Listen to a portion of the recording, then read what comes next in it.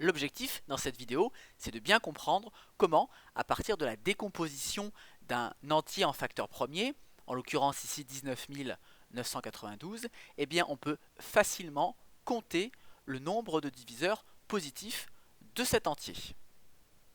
Pour résoudre cet exercice, vous aurez besoin du théorème suivant qui est fondamental en arithmétique, qui affirme que tout entier n supérieur ou égal à 2 se décompose de manière unique, à l'ordre près, en produit de facteurs premiers. Alors ce qui est très important dans ce théorème, c'est que la décomposition, elle est unique. Je prends par exemple 140, je cherche à décomposer 140 en facteur premier. Alors 140, je peux dire que c'est 14 fois 10. Alors évidemment, 14 et 10 ne sont pas des nombres premiers, donc je peux continuer à décomposer. C'est 2 fois 7, et puis 10, c'est 2 fois 5. Et là, je n'ai que des facteurs premiers. Et bien, quelle que soit la façon dont j'aurais commencé à décomposer 140, j'aurais toujours obtenu à la fin 2 fois le facteur 2, donc j'obtiens 2 au carré, une fois le facteur 5, une fois le facteur 7. Et à part mélanger et changer l'ordre de ces facteurs, j'obtiendrai toujours 2 fois le nombre 2, 5 et 7. Voilà, vous avez maintenant tous les éléments pour résoudre cet exercice. Appuyez sur pause, cherchez-le bien et rendez-vous tout de suite après pour la correction. On passe maintenant à la correction de l'exercice. Première question, on vous demande de décomposer n en facteur premier, donc n 19 992. Alors contrairement à l'exemple que j'ai fait tout à l'heure, 140 qui était un nombre assez petit, j'ai commencé par écrire que c'était 14 fois 10 et puis j'ai ensuite décomposé chacun des facteurs ici jusqu'à obtenir des nombres premiers. Là, on va essayer de faire preuve d'un peu plus de méthode parce que le nombre est beaucoup plus grand. Alors, comment faire pour décomposer efficacement en facteurs premiers? Eh bien, on va essayer de trouver les facteurs premiers les plus petits qui apparaissent dans 19 992. Donc, on va commencer par tester si 2 apparaît, puis 3, puis 5, etc. Donc, évidemment, vous devez avoir en tête la liste des premiers nombres premiers. Je vous l'ai réécrite ici. Alors, allons-y. 19 992, eh bien entendu, il est divisible par 2, puisqu'ici, le nombre se termine par un chiffre pair. Donc, on peut le diviser une fois par 2. Eh bien, on va regarder ce que ça donne une fois qu'on a divisé ce nombre par 2. Alors, vous pourrez vérifier à la calculatrice, mais 19 992 divisé par 2 nous donne 9 996. Et on continue maintenant. Alors, est-ce que ce nombre est divisible par 2? Eh bien entendu, il est encore divisible par 2, il se termine par 6. Donc, je peux à nouveau diviser par 2 et on obtient cette fois-ci 4998. Continuons toujours. Est-ce que ce nombre est divisible par 2? Bien entendu. Donc on a un troisième facteur 2 qui sera dans la décomposition. Cette fois-ci, par contre, si on divise ce nombre par 2, on obtient 2499 qui n'est plus divisible par 2. Eh bien, ça y est, j'ai trouvé tous mes facteurs 2, donc je vais passer au facteur 3. Est-ce que ce nombre est divisible par 3? Alors vous pouvez tester directement à la calculatrice, ou on peut remarquer, grâce aux critères de divisibilité, que ce nombre est bien divisible par 3, hein, puisque la somme des chiffres est elle-même divisible par 3. Donc on peut diviser une fois par 3, et on obtient donc 833. Ce nombre-là, 833, lui, ne sera pas divisible par 3. Donc on continue. 5, évidemment 5, ça ne va pas marcher, puisqu'il se termine ni par 0 ni par 5. Donc on va essayer avec 7. Et il se trouve qu'ici, ce nombre-là est bien divisible par 7, puisqu'on obtient 119. Eh bien on continue. Est-ce que ce nombre est... Il ne faut pas oublier de retester avec 7. Est-ce que ce nombre est encore divisible par 7? La réponse est oui, puisque 119 divisé par 7, ça vous donne 17. Et comme 17 est lui-même un nombre premier, eh bien 17 il est évidemment divisible par 17. Et là on arrive sur 1 et on a fini la décomposition en facteurs premiers. Conclusion, je peux écrire que dans 19 992, j'ai 3 fois le facteur 2, donc je vais écrire 2 au cube, hein. Le facteur 2 apparaît 3 fois, une fois le facteur 3, 2 fois le facteur 7, et enfin une fois le facteur 17. Alors on passe à la question 2, on vous dit soit D un diviseur positif de n. Justifiez que la décomposition de D en produit de facteurs premiers ne comporte pas d'autres nombres premiers que ceux présents dans la décomposition de n. Donc c'est-à-dire que lorsqu'on va prendre un diviseur par exemple de 19 992, il faut montrer que ce diviseur, lui, quand on le décompose en facteur premier, il n'y aura que des 2, des 3, des 7 ou des 17, mais pas d'autres nombres premiers. Alors ça paraît assez évident comme ça, le problème c'est qu'il faut arriver à le justifier proprement et donc à écrire la justification.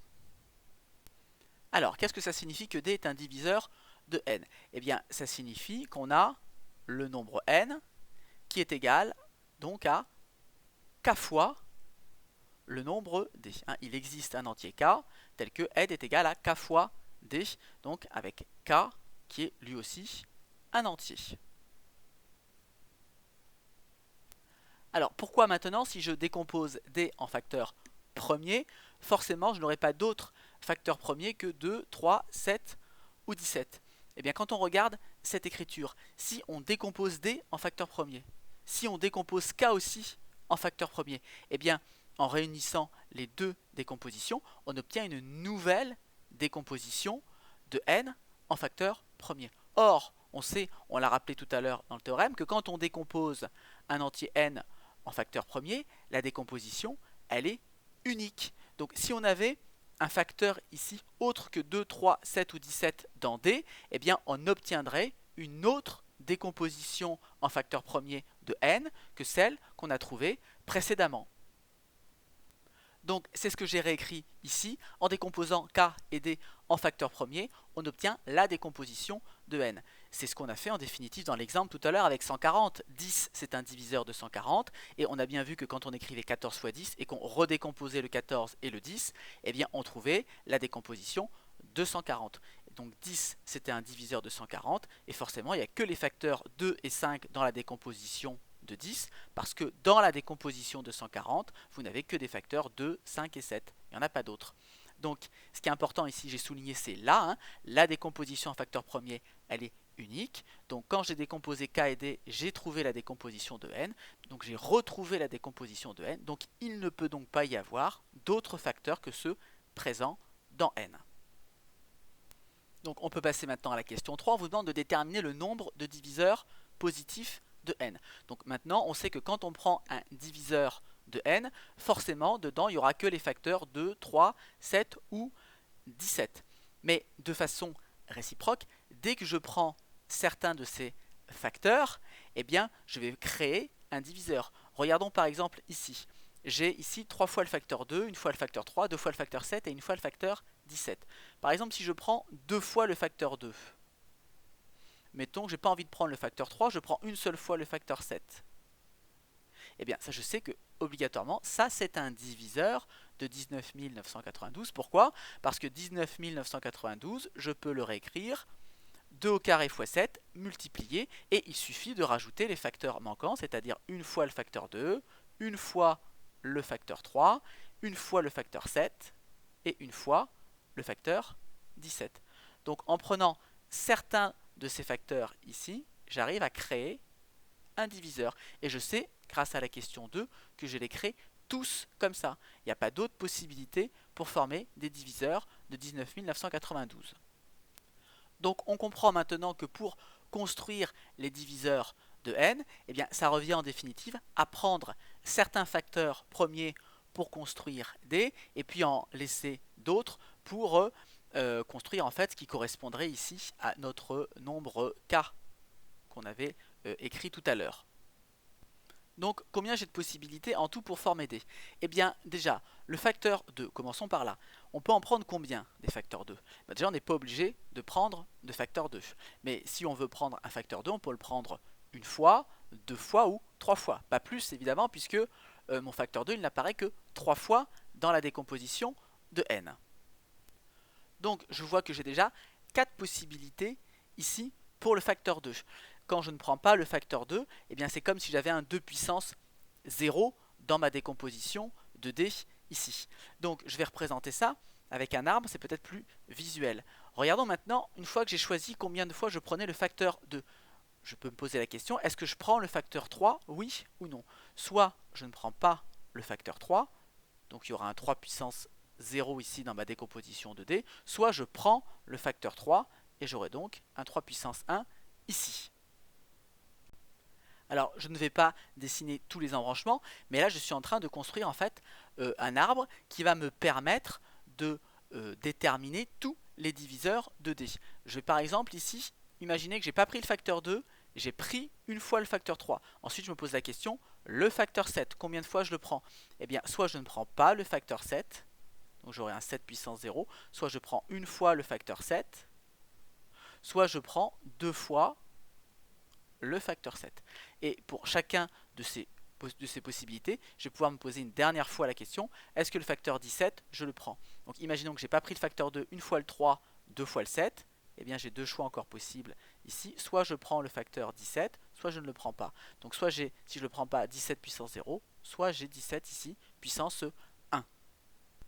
Donc dans mon arbre, par exemple, si je regarde le chemin qui arrive ici, eh bien je n'ai pas pris le facteur 2, j'ai pris une fois le facteur 3, deux fois le facteur 7, une fois le facteur 17, j'ai formé le diviseur 3 fois 7 au carré fois 17. Donc à chaque chemin correspond un diviseur. Donc tout ce qui me reste à faire, c'est compter le nombre de chemins dans mon arbre. Au départ, j'ai 4 embranchements. Pour chacun de ces embranchements, j'aurai encore 2 embranchements possibles ici. Pour chacun des embranchements, j'en aurai maintenant ensuite 3 embranchements ici possibles. Et enfin, pour terminer le chemin, j'aurai encore à nouveau 2 possibilités. Conclusion, eh bien je vais avoir 4 fois 2 fois 3 fois 2 possibilités, ce qui va nous donner 4 fois 2, 8, fois 3, 24, fois 2, 48. On aura 48 diviseurs possibles.